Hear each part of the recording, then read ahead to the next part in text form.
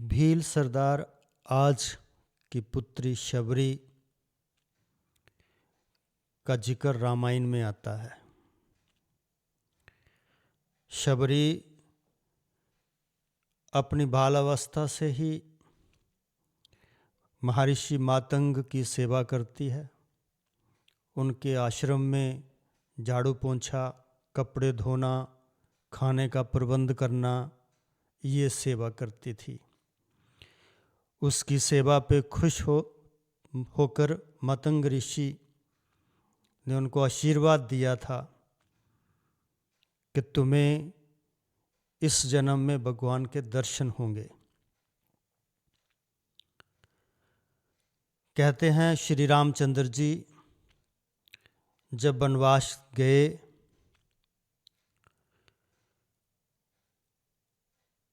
तो वो जगह जगह घूम रहे थे और जिस जगह शबरी रहती थी वहाँ बहुत सारे ऋषियों के आश्रम थे।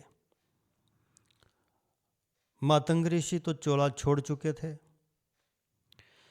सारे ऋषि मुनियों ने अपने अपने आश्रम में तैयारी कर ली कि श्री रामचंद्र जी हमारे आश्रम में आएंगे। साफ सुथरे कर लिए अपने आश्रम।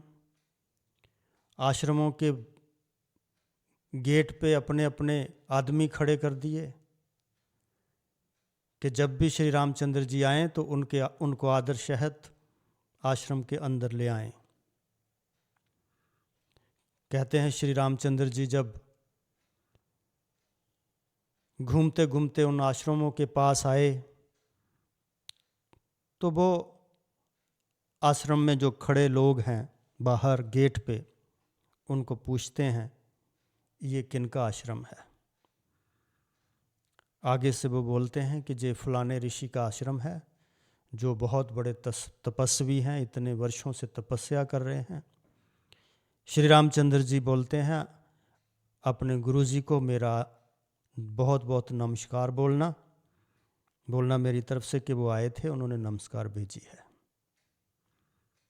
इसी तरह से करते करते वो सारे ही आश्रमों में घूम जाते हैं, सबको नमस्कार भेजते हैं।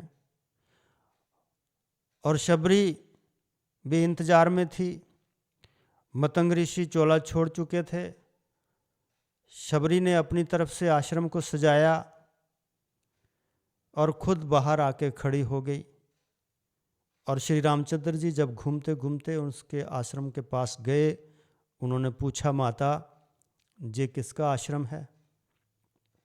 तो शबरी ने जवाब दिया महाराज ये आपका ही आश्रम है।